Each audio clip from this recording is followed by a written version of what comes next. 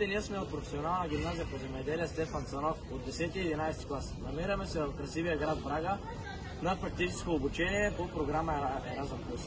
Аз съм Пети от специалност растителна защита и агрохимия. 2 седмици бяхме в оранжерии за малини и боровинки в Ескуидерос.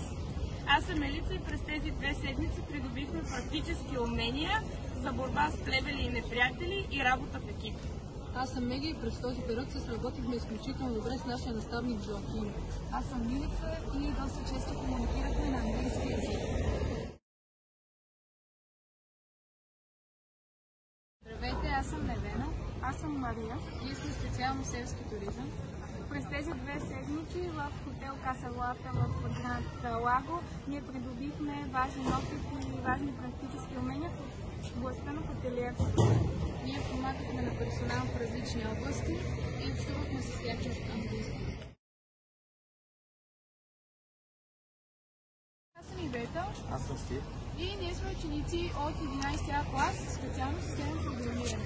Като през тези 2 седмици ние бяхме в компанията TechBase. Там ние оптимизирахме и добавихме нови функционалности на техният сайт. През тези 2 седмици ние се научихме да работим в екип и да видим какво да се работи в тази среда. Здравейте, аз съм Виктория и ние сме ученици от 10 Б клас, паралелно програмиране на изкуствен интелект.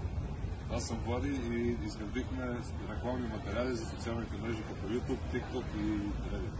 Аз съм Светослав и с нашата дейност помогнахме на Александър да рекламира неговият магазин за сувенири и подаръци.